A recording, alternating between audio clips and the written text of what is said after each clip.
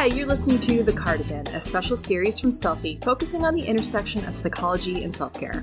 I'm Kristen, a licensed therapist, a skilled catastrophizer, and mom of 4. And I'm Matthias, a licensed therapist, side-eye aficionado, and a dog dad. We're going to be taking your mental health questions, chatting about our own journeys, and looking at psychology in the media. We hope you learned something about yourself, the people you love, and the world of mental health. And maybe laugh a little along the way. So go grab some tea. And your favorite cardigan. And we'll meet you on the couch.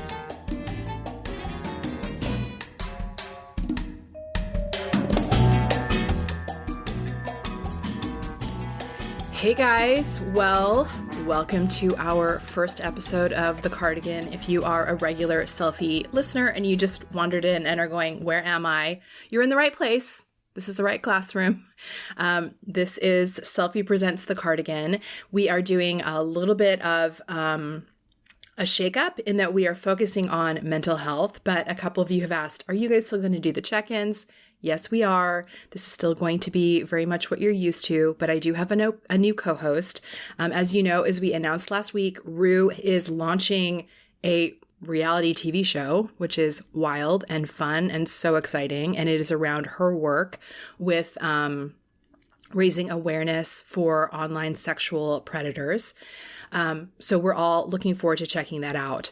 But my new co-host is with me, and I'm very excited to introduce him. He has been a guest on Selfie before, and so you may be familiar with him, but it is Matthias Roberts. Hey, Matthias. Hey. Oh my gosh, I'm so excited to be here. I'm so excited to have you here. I know our audience is going to adore you.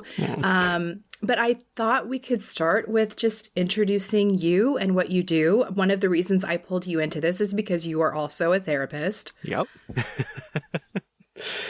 Yeah. A big mix of things. I feel like my life is a mix of things. I'm a therapist. I have a small private practice where I work primarily with LGBTQ people who are recovering from religious trauma. So, yeah, that's a lot of fun.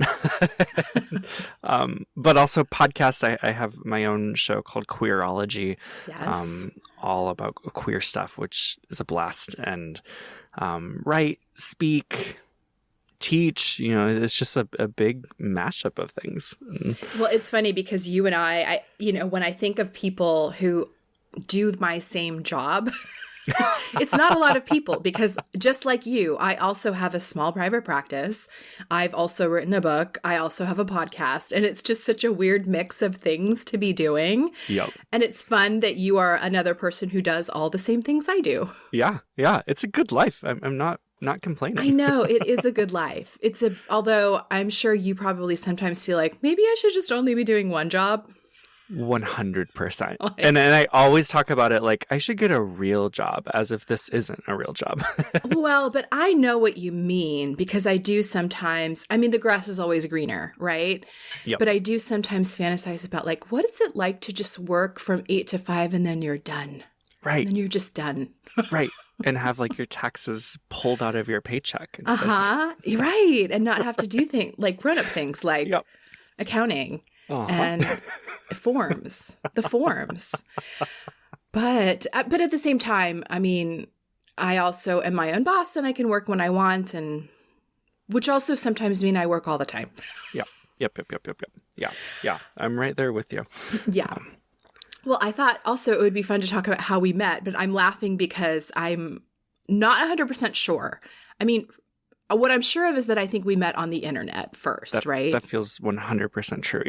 Yeah. I don't know when, but I don't know when either. I know I started following you at some point, and we have a ton of mutual friends. Yeah.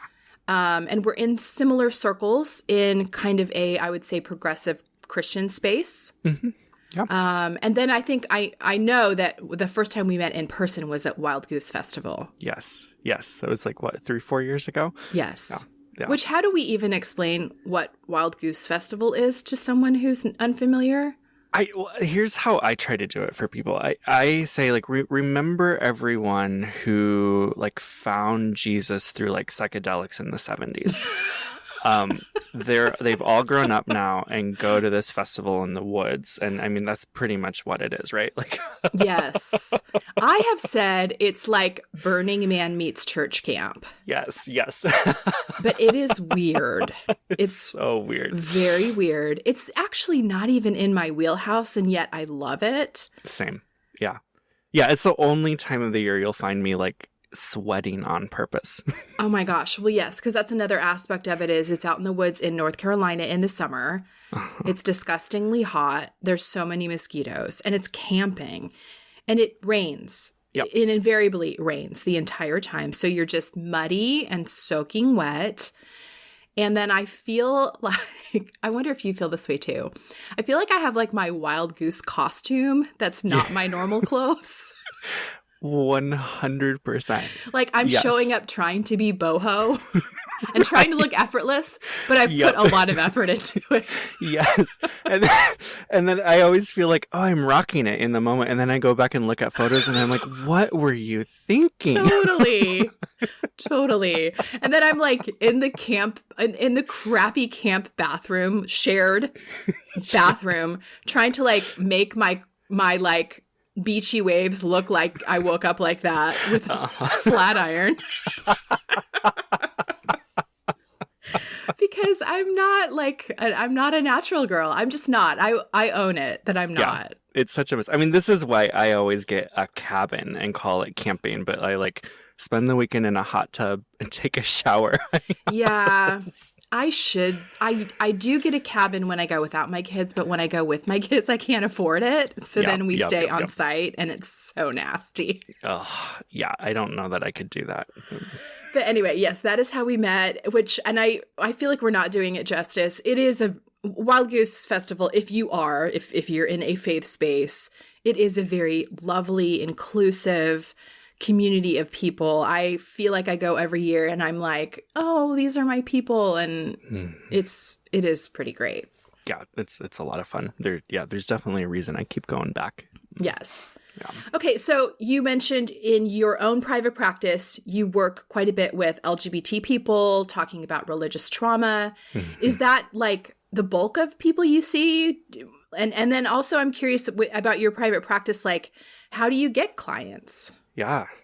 So it is the bulk of people I see. I mean, the religious trauma stuff is a little bit more to the side, but I'd say primarily my caseload is queer folks. So, I mean, whether that's working with religious trauma, other kinds of trauma, or, like anxiety, depression, all of those things. Yeah, all the same. That's almost exclusively my work. And I'm really lucky that I just get clients through referrals. Like people just find me, and I don't know how they find me, but it's really nice. I'm glad they do. Yeah. I'm curious. Here's a loaded question, and we could probably spend an entire episode on, but what do you think drew you to be a therapist? Yeah, so, it was never even on my radar. I didn't want to be a therapist. When I was in undergrad, I studied graphic design and actually skipped my psychology classes. Like I found a way out of them, thinking like, why would I ever need this? Which, looking back, designers definitely need psychology, but whatever. And so it wasn't until I moved to Seattle to go to grad school to get a master's degree in theology that I stumbled across this world of therapy and realized it was starting to answer and help with a lot of the big questions that I thought were more theological. And so that really pulled me over to the side of, there's actually a really practical way to help people through these questions. And that is through therapy. Yeah. And I am so glad I made the choice to kind of redirect my life that way, because it's been really powerful. That's cool. That's so interesting. I think I decided to be a therapist. I'm older than you, so you may not remember this show, but it was called Growing Pains. Did you ever watch that? I've heard of it. Yeah. Yeah, you've heard. Okay, that's cute. I've heard of it. My mom watched it. It was with Kirk Cameron, who is problematic. But at the time, I was in love with Kirk Cameron. And his dad was a therapist, and he worked outside of his house, which is funny because it's a little inappropriate. Like, clients would walk through the living room into his office. That's wild. But way back then, when I was a little girl, I just thought like, oh, I want to do that. I love that. And then also Bob Newhart, which is before my time. I was watching those in reruns. I'm not that old. But I loved him too. And I always wanted to be a therapist ever since I was a little girl. And I always wanted to be a blogger. Just kidding. I'd never heard of blogging when I was young. Never thought I would land there. Yeah. What an odd job. Yes. Right. Or podcasting. Also had never heard of when I was in college. Yeah. Can we talk about Kirk Cameron for a second though? Because he was really hot. He was so hot. I was in love with him. Yeah. I remember like the Left Behind movies. The Left Behind movies. And like that weird paradox of like, oh my gosh. Oh, I'm gonna get left behind because I think he's hot, but like I can't stop it. That must have had a lot of cognitive dissonance for you. You're like, oh my gosh, I don't want to be left behind, but I'm lusting after the star of Left Behind. Right. At least I'd get to be with him. I completely forgot about those movies, and I feel like those deserve maybe a watching party. Yes, please. That could be fun. Oh, that'd be so much fun. Yeah, let's do it. Because they were so cheesy. But I loved the novels when I was young, too. Me too. Yeah, and me too. I mean, I just thought it was all true, and I was ready. I was ready for the rapture. Did you ever, when you were a kid, did you ever have a moment where, like, maybe somebody was missing or you didn't know who was home and you thought it happened? Oh, yeah. The rapture happened? All the time. Right. Yeah. All the time. Just walk home. No one's home. Well, oh, no. Yeah. You, like, you kind of back. check around. Like, was I left behind? Did this happen? Was I left behind? Oh, crap. Okay. I have a fun game for us to play as we're getting to know you. It is a game of 10 questions. Are we doing a youth group icebreaker right now? Sort of. Yes. A little bit. I'm so down. Let's go. Let's go. Okay. First question for you, Matthias. What is your comfort movie? Confessions of a Shopaholic. What? I've never even seen this one. I watch the movie Shopaholic. All the time, at least yearly, if not more. I don't know why. Like if people know, who's in it? It's like, I don't even know this one. Oh my gosh, what is her name? I forgot. It's not going to come to me, but it's like for me. I know we're going to talk about the Enneagram in a second, but it's like the perfect movie for an Enneagram 7, which is what I am. It's like this redemption story. She runs up all her credit card debt and oh my gosh, meets this beautiful man who kind of helps her get her life together and realizes she doesn't need everything. It's one of my favorite movies. I love it, and it's hilarious. Oh, it's Isla Fisher. Yes. She's funny. Oh, it's so funny. Okay, yeah. I've never seen this one, but Go I'm watch it. Laughing though because my comfort movie is, I would say, in the same genre. Mine is Clueless. Yes. Okay. I don't know. It's just dumb and it's funny, and also Paul Rudd. Yeah. Yes. Right. I mean, mostly I just watch the parts with Paul Rudd. Just fast forward. Yeah. Yeah. I love that our comfort movies are just dumb, sort of like teenage adjacent movies. That is me all the time. I just wish I could live in those years for the rest of, not really, but yeah. Well, I mean, I've never met a high school movie I didn't like. Same. Like, set something in a high school and I'm like, I'll watch High School Musical today. Even better if they're singing in a cafeteria. I'm so in. Yes. Okay, next question. You're on a road trip and singing at the top of your lungs. What are you singing?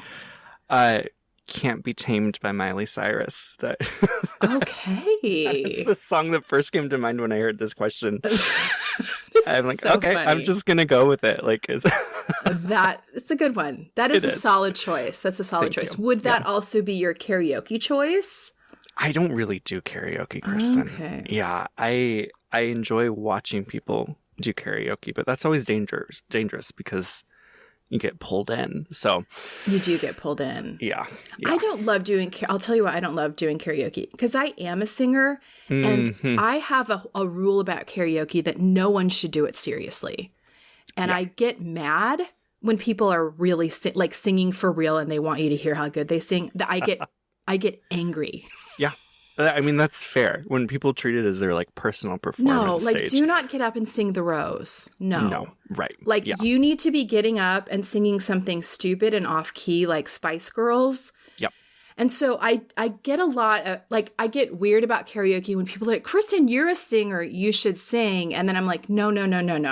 That's not how I karaoke. No. I might sing Britney badly, but I'm not gonna come up and belt for you. I think that's really wise. Yeah, that feels good. It's not a talent show, you guys. Right. All right. This is a psychology nerd question, and I'm going to preface it with I'm going to ask him about his irrational thought patterns, and we are going to explain that in a future episode. But what is your most common irrational thought pattern? Yeah. So, I mean, this question is so interesting to me because I actually work from a model where I really don't label things as irrational or irrational thoughts. So that one's a little bit harder for me to answer because I'm not super into that language. But, I often, I don't know if this would count, but I often, will look over at Mount Rainier, which is pretty close to where I live in Seattle and fantasize, think about often, like, what would happen if that mountain exploded? And wouldn't that be nice? And I think it's that wouldn't that be nice part that is more concerning to me. Wouldn't that be nice? Yeah, that's an interesting tag. Because my thought, I would definitely think, what if the mountain exploded? For sure. Sure. But then my next thought would not be, wouldn't it be nice? It would be like, all hell will break loose and let me think of every possible scenario and how I'll deal with it. Totally. That would be what I would do. Plan it all out. Yeah. Yeah. Mm-hmm. And then I would spend my entire day thinking about that and becoming very anxious about it. Okay. Enneagram number. What's your Enneagram number? 7 through and through. Love it. Yeah. You? I'm a 3. Okay. That makes sense. I'm really jealous of 7s. It sounds fun. So if people aren't familiar, the Enneagram number is a personality kind of type way of looking at yourself and your motivations and your proclivities, strengths and weaknesses. And so tell people what it means that you're a 7. Yeah. I mean, roughly... the label would be the enthusiast. I mean, Enneagram, you also kind of will talk about like what you need to avoid or what you try to avoid as a personality type. And mine is like the need to avoid pain. Yeah. So a lot of it is what it means is like I have a really hard time existing in like the kind of lower half of emotional life, the sadness, anger, those kinds of things. Like I'd much rather just skip all that. Yeah. And be happy. Have fun. Right. 7s like novelty. Yep. And new things and fun things. But I mean, I love being around 7s. I feel like I have chosen 7s for relationships quite a bit because as a 3, I want someone to bring me into fun, Yeah. Mm-hmm. To someone to help me stop working. So. Right. Yeah. I mean, I also do a lot to avoid pain, too. The difference is that I work to avoid pain instead of having fun, and your choice sounds better. Yeah. Yeah. It does sound way more fun. Yeah. Yeah. I don't know. Maybe I can switch. Maybe I can switch my Enneagram number. I believe in you. We can work on that together. Today's sponsor is my favorite kind of company. They make great products while making the world a better place. Fazil is a company that works in collaboration with artisans in India to make gorgeous wool goods while providing fair wages for the women who make their products. The women Fazil employs create cozy handmade items like warm socks, hats, and mittens in really beautiful traditional patterns. I had a chance to talk to Vanessa, one of the founders of Fazzle. She and her husband moved from Canada to India in 2015 and started working with an orphanage. They have a passion for both caring for orphans and preventing children from being orphaned in the first place.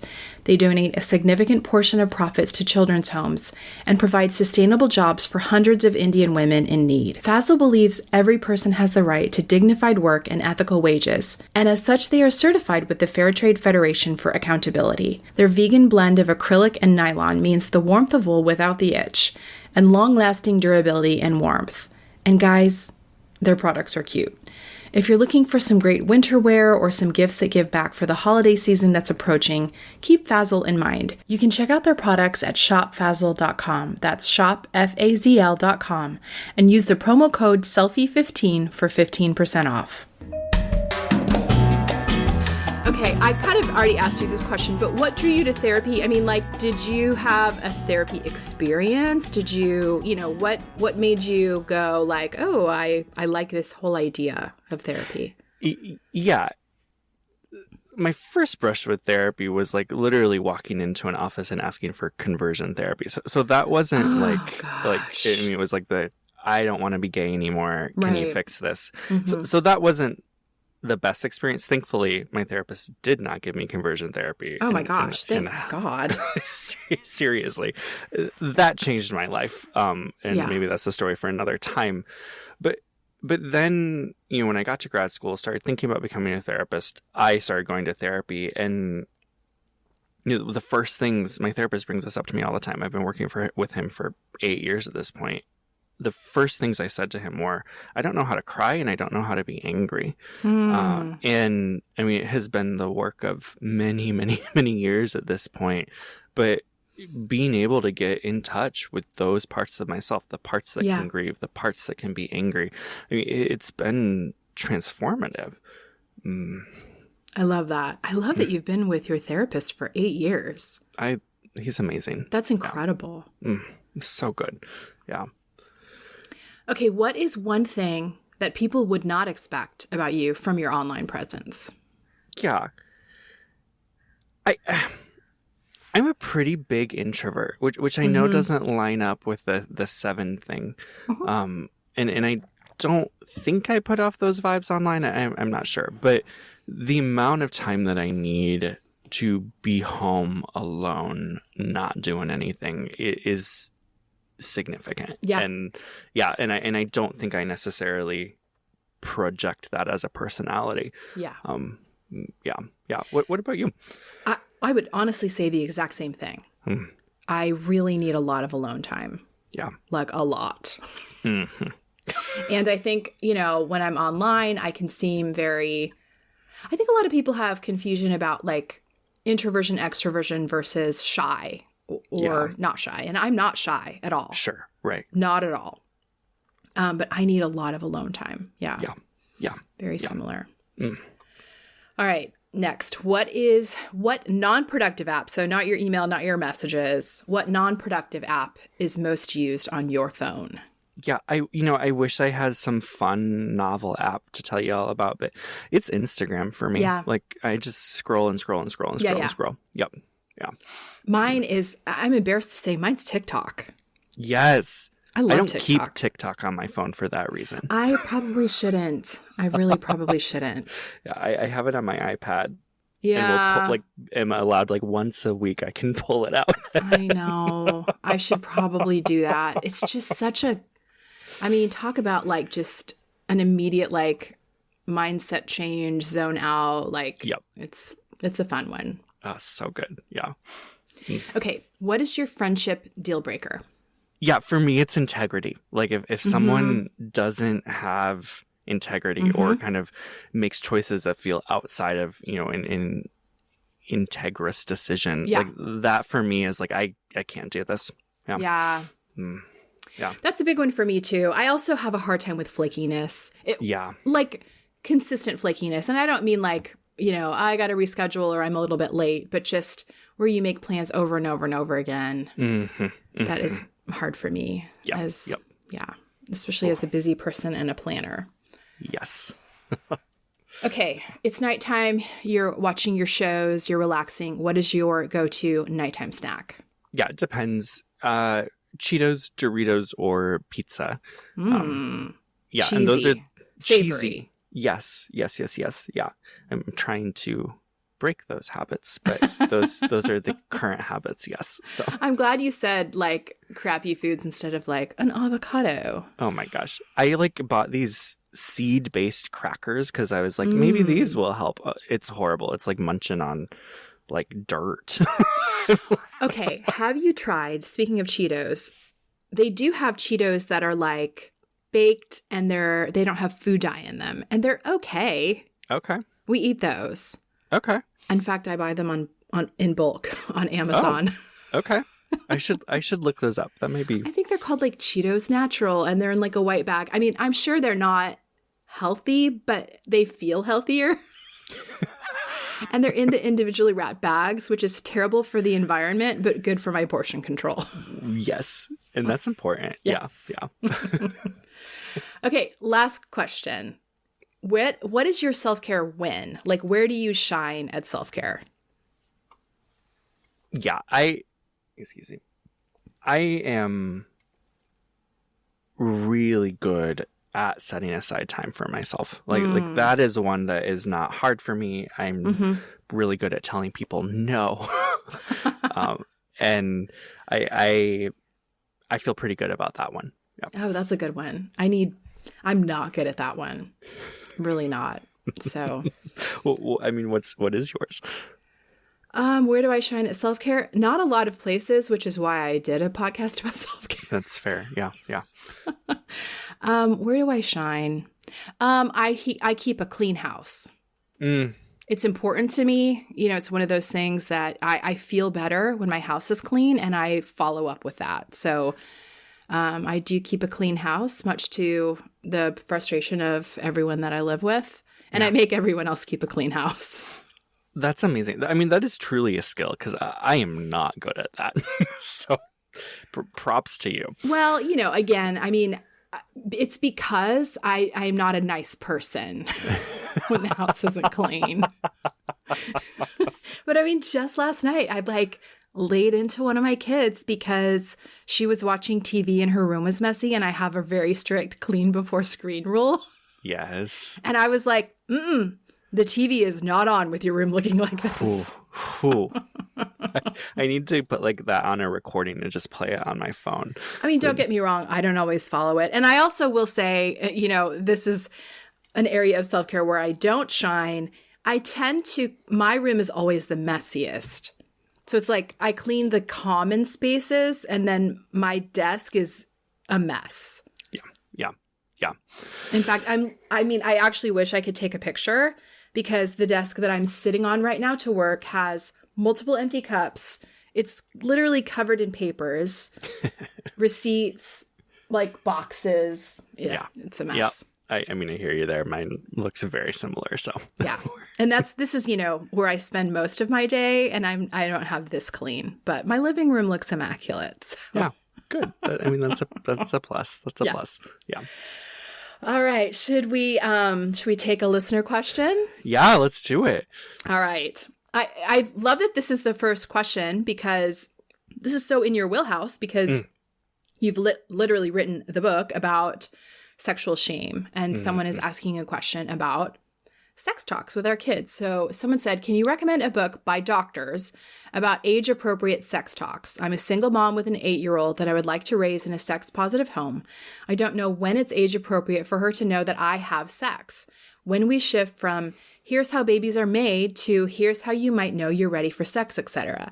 I was just not raised in that type of household at all. We've got babies and periods covered, but I need support for the coming years. Mm-hmm. I mean, it's such a good question, and I feel like such an honest question. I mean, I'm not a parent, but I have so many friends who are parents who are asking these same questions of like, how do we undo some of what we were raised with? Mm-hmm. My go-to book for this, I'm curious about your go-to books, but it's actually a newer book by Dr. Tina Schimmer Sellers. and it's called Shameless Parenting. She's a sex therapist. She's been in the kind of sexuality education world for her entire career. And she wrote this book, and it literally goes age by age, from like infancy through, college. How do you, as a parent, work with this, have these conversations, what's appropriate, what's not appropriate? It's an incredible resource. I love that. And I haven't read that book, so I need to find that one. It's so good. Okay, the books that I was going to recommend are not, she was asking for books for herself, and you gave a good one, but I was going to recommend a series of books to talk through your kids with. And it's called The Family Library, and there's 3 books. The first one is It's Not the Stork. And this one is for younger kids, probably, age 3 to 6. It talks about bodies, babies, where babies come from, and they're illustrated. And then there's a second one that goes a little more in detail about sex. And that one's called It's So Amazing. And then the last one is called It's Perfectly Normal, Changing Bodies, Growing Up, Sex, Gender, and Sexual Health. And that one's more for teenagers. So it really goes into more detail on sex, gender identity, masturbation, safe sex, all that kind of stuff. But they're really good books. They're illustrated. They're a little cartoonish, but they're really informative and a really good place for starting the conversation, because I think for a lot of parents, like, jumping in is difficult. But if you have a book that you can give them, hey, read this on your own, then let's read it together. Let me know what questions you have. I think that's, for me, has been a really helpful place to start. We had these books in the house, and I would, I'd find my kids reading them. Especially, the naked body illustrations. And it's really great because these books, they have illustrations. And so there's a page of like, here's what a man's body looks like through the ages. And so it just shows the normal progression of like what a man's entire body looks like as he ages. And same for women. It's very inclusive, all bodies, all families. But I really like that one. But I also think, I've said this before on this podcast, the sex talk just needs to be an ongoing conversation, right? Yeah, right. Just all the time. It can't be a talk. It's got to be a conversation. I mean, I was just watching with my youngest, who's 12, we were watching a show called The Wilds, and a 16-year-old had sex for the first time. And, I paused the show and I'm like, hey, that wasn't super realistic, because the first time it'll probably really hurt. Yeah, right. And she's like, oh my gosh, shut up. Shut up. And I'm like, okay, but you just need to know that what you're seeing on TV, like, the first time probably won't last very long and it'll hurt really bad. Probably. Maybe not. But it'll probably hurt, It's true. Yeah. But I am that mom. And I'm also the mom who pauses and says, okay, there's no way that happened, because where did they clean it up? Like, is it they just had sex and now they're walking around? Like, right. I'm that mom. I love fun. It. It makes me think of I don't know that this is exclusive to Dr. Tina, but Dr. Tina kind of has this concept of like 10,000 tiny conversations. Like, how do you have these like 1 minute, 30-second conversations where it's just part of life, instead of this big sit down, let me tell you about sex, where everyone feels awkward and you kind of rush through it and never talk about it again. Like, not the best way to do it. I think I want to address, though, she did ask one specific question, which is, I don't know when it's age appropriate for my child to know that I have sex. Yeah. And that one I think is kid dependent, but it's when they want to know. Mm-hmm. Don't you think? Yeah, I think so. Yeah. Yeah. That feels really wise, to kind of follow your kids' promptings and to just be honest. Like, you may not have to share everything about your sex life, but I mean, it is a part of life, and I don't think it's inappropriate for kids to know in some ways kind of what is real and not avoid it. I think that so much shame can be built when we avoid these conversations. Like, this is something we can't talk about. When we're able to talk about it, it naturally dissipates some of that shame. Yeah, I completely agree. And when we talk about it casually, and I think there's a lot of fake it till you make it in these conversations too, honestly, because I think for a lot of parents, it raises their own shame. They feel their neck getting prickly. They feel, the heat rising, and just to do it until it feels comfortable with your own kids, I think is important, pushing past, like monitoring your body and like trying to stay calm, practice in the mirror. Yeah. Oh gosh. But yeah, I think that these conversations, rather than being something to feel anxious about, I think they can be really fun and bonding with your kids too. Yeah. Yeah.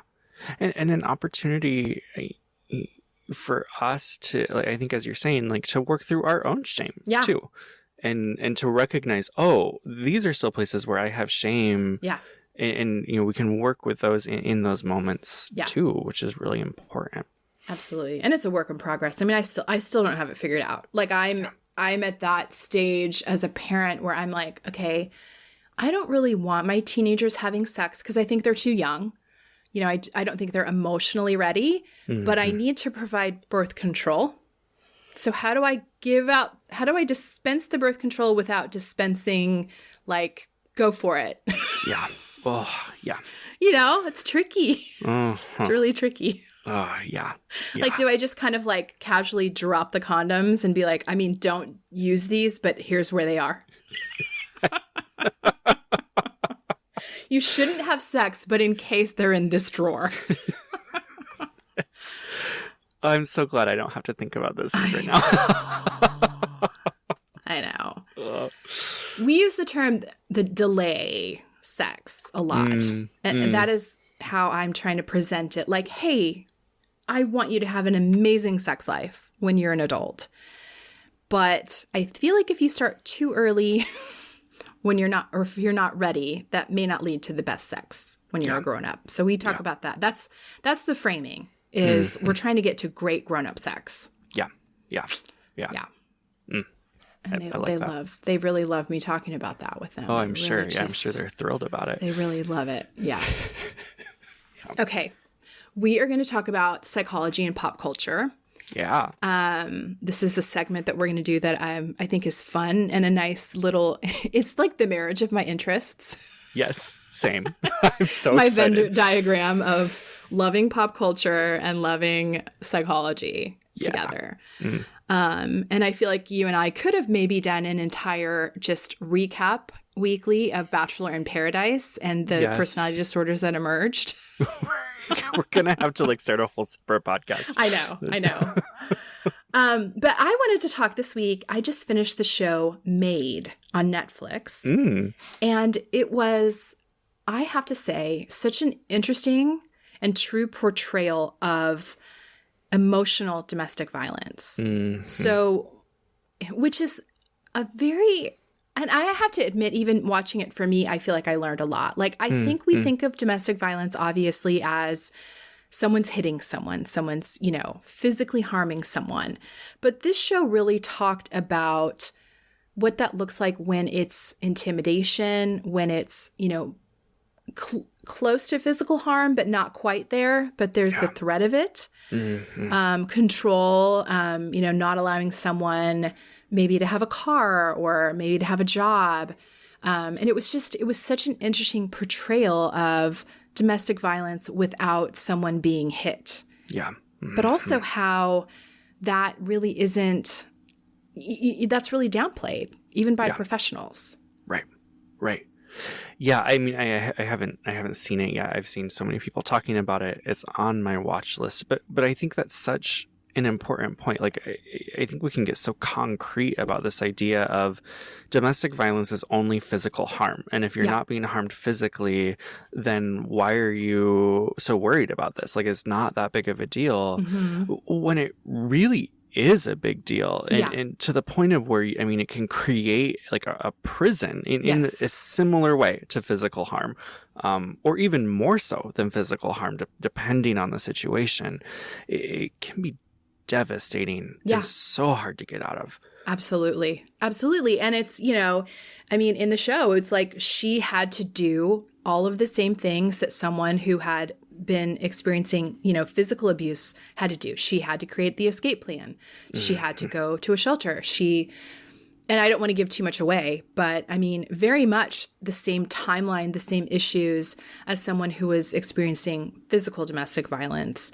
But I cannot recommend the show enough. I thought it created a lot of empathy for DV, but it also, really created a lot of empathy around poverty and how difficult it is to get out of poverty. Yeah. Yeah. Yeah. Especially for mothers, Right. Yeah, it's a fantastic show. I'm excited for you to watch it. And they did a really good job. She experienced depression during parts of it too. They did a really good job of kind of like showing her inner monologue in a show, because it was a memoir first. And they did a really creative job of showing what she was thinking and experiencing. I cannot wait to watch it. Yeah, I've heard such a really good good things. one. It's a really good one.